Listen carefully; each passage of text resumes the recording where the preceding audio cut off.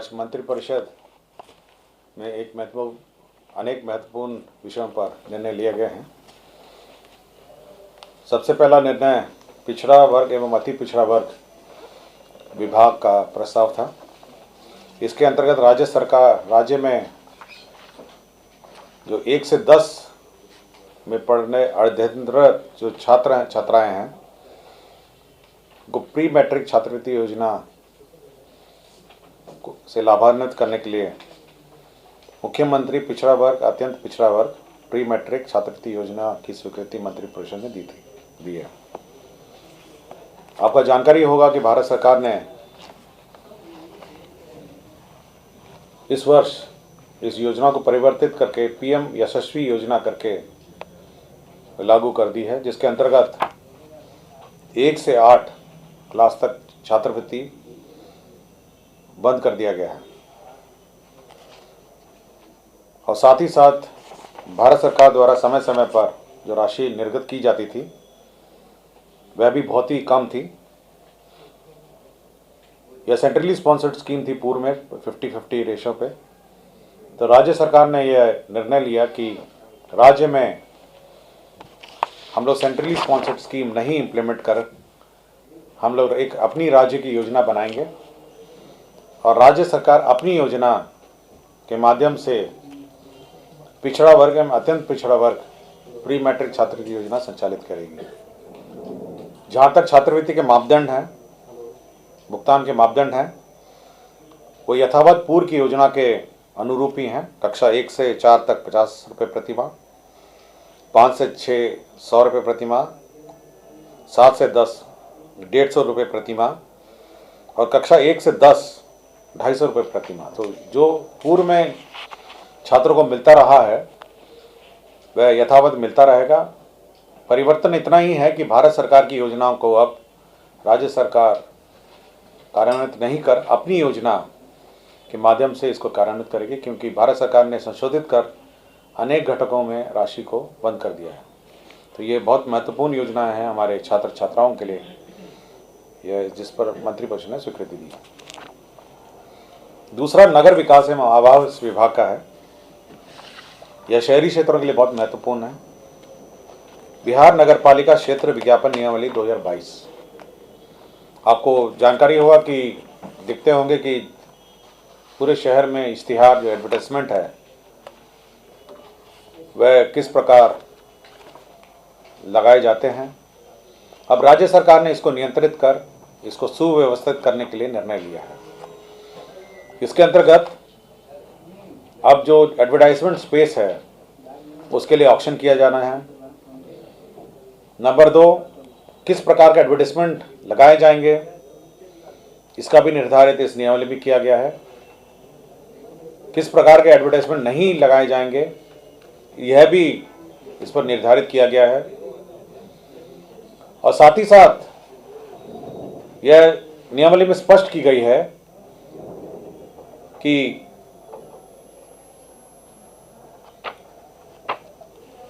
जो टाउन का जो लुक है वो बरकरार रहे, अच्छा रहे, यह सुनिश्चित करने के लिए यह नियमावली में व्यवस्था की गई है ताकि सुव्यवस्थित दिखे सभी एडवर्टाइजमेंट और स्थल भी वैसी इसी प्रकार निर्धारित किए गए हैं।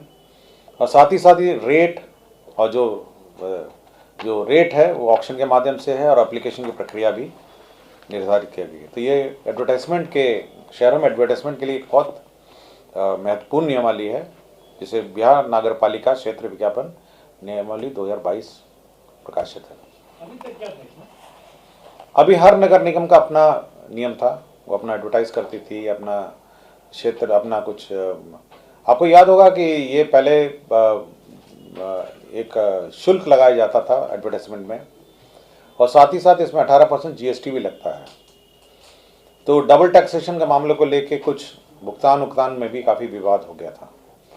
तो अब हम लोग इसको लाइसेंस फ़ी के रूप में लेंगे कि लाइसेंस फ़ी के रूप में इसको लिया जाएगा और इसलिए यह व्यवस्था की गई है। और इससे नगर पालिकाओं में और जो नगर निगम और नगर निकायों में करीब 300 करोड़ के आसपास अनुमानित आय की संभावना है। तो काफ़ी नगर निकाय में आय की संभावना बहुत ज़्यादा है आपके एडवर्टाइजमेंट सुव्यवस्थित होंगे और इधर उधर बेतरतीब आप कहीं लगा नहीं पाएंगे एडवर्टाइजमेंट आप। तो यह एक महत्वपूर्ण निर्णय है। तीसरा है जो थारू क्षेत्र, जहाँ पर आपको याद होगा कि अभी समाधान यात्रा जहाँ से शुरुआत होगी, वहाँ पे थरुवट विकास योजना संचालित है थारू क्षेत्र में। तो 29 करोड़ 28 लाख 35,400 करोड़ की थरुवट विकास के लिए स्वीकृत है की गई है। और साथ ही साथ ये पूर्व से चलती हुई योजना है जिसको 24-25 तक विस्तारित किया गया है। जैविक खेती एक महत्वपूर्ण योजना है राज्य में, और ये राज्य सरकार अपने राशि से, राज्य योजना मद से इसको संचालित करती आ रही है। जैविक कॉरिडोर आपको जानकारी होगा। और अब 22-23 से 24-25 तक 3 वर्षों के लिए कुल 104 करोड़ 36 लाख 3 हजार रुपये लागत से यह जैविक खेती की स्वीकृति दी गई है। इसके अंतर्गत हर वर्ष खेत के अनुसार अनुदान है हर खेत लगाने का। साथ ही साथ प्रमाणीकरण भी है, इसका ब्रांडिंग है, पैकेजिंग है, और इसका एडवर्टाइजमेंट के लिए भी अनुदान है। साथ ही साथ जो कोल्ड स्टोरेज और कोल्ड चेन है उसके लिए भी अनुदान है। तो ये एक महत्वपूर्ण योजना है जैविक कॉरिडोर के अंतर्गत। तो ये 13 जिलों में कार्यरत है। कोई 13 जिलों में 104 करोड़ 36 लाख 3,500 रुपये। बिहार रूरल रोड प्रोजेक्ट है, ये न्यू डेवलपमेंट बैंक से लोन पर यह संचालित है। करीब 8,000 करोड़ पूर्व में लोन लिया गया था 4,000 किलोमीटर के लिए, और इसमें करीब 1,300 जो किलोमीटर है वह अन्य योजना से बन गया, जिस कारण से इसको रिप्लेसमेंट की आवश्यकता पड़ी है। विभाग ने इसके 1,300 किलोमीटर के स्थान पर 1,467 किलोमीटर का प्रस्ताव लाया गया है, और पूर्व में 26 जिलों को एक्सटेंड करते हुए इसको 38 जिले कर दिए गए हैं। तो ये केवल रिप्लेसमेंट है, जो योजनाएं अन्य योजनाओं से बढ़ गई। विभिन्न औद्योगिक क्षेत्र में विकास के लिए राज्य सरकार ने 50 साल का ऋण लिया है, और इस ऋण के अंतर्गत विभिन्न औद्योगिक क्षेत्र के विकास के लिए राशि व्यय होगी, जिसमें औद्योगिक क्षेत्र का विकास हाजीपुर फेज़ 2, औद्योगिक क्षेत्र का विकास कुमारबाग फेज़ 2, औद्योगिक क्षेत्र का विकास हथुआ फेज़ 2, औद्योगिक क्षेत्र का विकास सिकंदरपुर फेज़ 2, औद्योगिक क्षेत्र का विकास मुजफ्फरपुर फेज़ 2, औद्योगिक क्षेत्र का विकास बरारी भागलपुर फेज़ 2, औद्योगिक क्षेत्र का विकास गोरौल फेज़ 2, औद्योगिक क्षेत्र ग्रोथ सेंटर का विकास बेगूसराय फेज़ 2, औद्योगिक क्षेत्र का विकास पाटलिपुत्रा फेज़ 2, औद्योगिक क्षेत्र का विकास लोहट फेज़ 2। तो कुल 416 करोड़ की योजना है जिसकी कैबिनेट ने स्वीकृति दी है। इसके अंतर्गत आपके इंडस्ट्री एरिया का इंफ्रास्ट्रक्चर है, और साथ ही साथ प्लग एंड प्ले जो ये हैं प्लग एंड प्ले मॉडल के आधार पर इंडस्ट्रियल शेड्स हैं, उसका भी निर्माण किया जाएगा।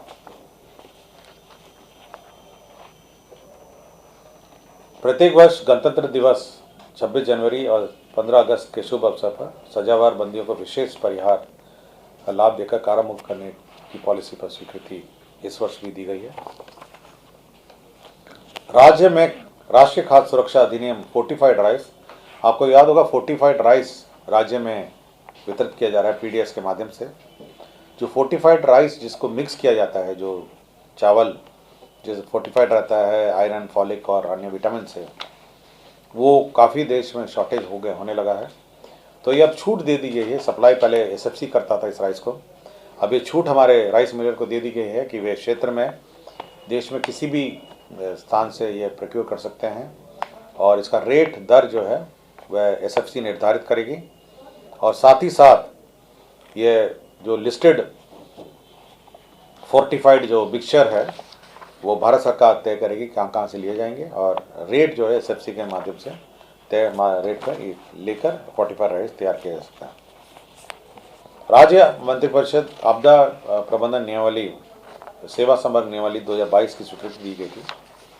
उसी के अंतर्गत 57 पदों का सृजन है, जिसमें सहायक आपदा प्रबंधन पदाधिकारी का 43, उप आपदा प्रबंधन पदाधिकारी 11 एवं आपदा प्रबंधन पदाधिकारी का 3 पद है।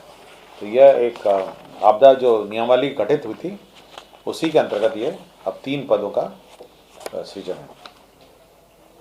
मद्य निषेध उत्पाद विभाग ने पटना को बंटवारा करके नए जिलों का गठन किया है, और ताकि जो मद्य निषेध का जो अभियान चल रहा है उसमें और गति मिले। पटना जिले के बाढ़, मसौड़ी, पालीगंज और दानापुर अनुमंडल को मद्य निषेध उत्पाद क्षेत्र के रूप में अब सृजित किया गया, और प्रत्येक नवसृजित मद्य निषेध उत्पाद क्षेत्र के अनुमंडल मुख्यालय में क्षेत्र मद्य निषेध में उत्पाद कार्य लगा। तो पूरा पटना जिले को बांट दिया गया है बाढ़, मसौड़ी, पालीगंज और दानापुर क्षेत्र में। तो इसको अलग क्षेत्र घोषित कर दिया गया है ताकि और इसको प्रभावी ढंग से मद्य निषेध का जो कार्यक्रम है उसको लागू किया जाए, और इसके लिए नए पद भी सृजित किए हैं। 136 पदों का सृजन इसके लिए किया गया है। तारामंडल, आपको जानकारी होगा कि जो दरभंगा है वो बनकर तैयार हो गया है। उसके संचालन के लिए 12 पदों की स्वीकृति का प्रस्ताव आया था, जिसको मंत्रिपरिषद ने स्वीकृति दी है। विज्ञान एवं प्रौद्योगिकी विभाग के अंतर्गत भागलपुर में ये पहले स्पिनिंग मिल चलता था। भागलपुर में खाली ज़मीन थी और वहाँ पर कोई इंस्टीट्यूट टाइप कुछ चलता था। अब वहाँ पर एक राजकीय पॉलिटेक्निक संस्था वहाँ पे बनाई जाएगी, जिसके अंतर्गत 76 पदों की स्वीकृति के सृजन का प्रस्ताव है। इसमें 29 शैक्षणिक है, 31 तकनीकी है और 16 गैर शैक्षणिक पद हैं। तो अब ये नवस्थापित राजकीय पॉलिटेक्निक टेक्सटाइल टेक्नोलॉजी की पढ़ाई भागलपुर में शुरुआत होगी। विज्ञान एवं प्रौद्योगिकी विभाग में विभिन्न राजकीय अभियंत्रण महाविद्यालय, राजकीय पॉलिटेक्निक संस्था, राजकीय प्रौद्योगिकी शिक्षा परिषद, यहाँ पे जो लिपिकीय संवर्ग है, निम्न वर्गीय लिपिक, उच्च वर्गीय लिपिक, प्रधान लिपिक और कार्यालय अधीक्षक है, इन सारे लिपिक का जो स्ट्रेंथ है, जो संख्या है, उसको नॉर्मलाइज किया है और सभी को बराबर कर दिया। कुछ पुराने संस्थाओं में ज़्यादा लिपिक हो गए हैं, कुछ में कम हो गए हैं, तो उसी को बराबर करने का प्रयत्न किया गया। गया में जो हमारा राजकीय एडमिनिस्ट्रेटिव ट्रेनिंग इंस्टीट्यूट है और बिहार रूरल डेवलपमेंट इंस्टीट्यूट गया है, इसका फेज़ 2 की स्वीकृति दी गई है, और इसके अंतर्गत 72 करोड़ 73 लाख 24 हज़ार का है। इसके अंतर्गत जो क्वार्टर्स बनने हैं उसकी स्वीकृति दी गई है, स्पोर्ट्स कॉम्प्लेक्स की स्वीकृति दी गई है और लैंडस्केपिंग की स्वीकृति दी गई है। तो ये एक महत्वपूर्ण स्थान होगा जहाँ पे ट्रेनिंग हो सकेगा। निगरानी विभाग में श्री अरुण कुमार ठाकुर कार्यपालक अभियंता और विशेष कार्य पदाधिकारी पदस्थापित थे, जो 31/1/2023 को रिटायर हो गए हैं। इनका नियोजन 2 वर्ष के लिए राज्य सरकार ने करने का निर्णय लिया है, तो ये आफ्टर रिटायरमेंट नियोजन है। तो यही सब एजेंडा थे जो आज मंत्रिपरिषद द्वारा लिए गए हैं।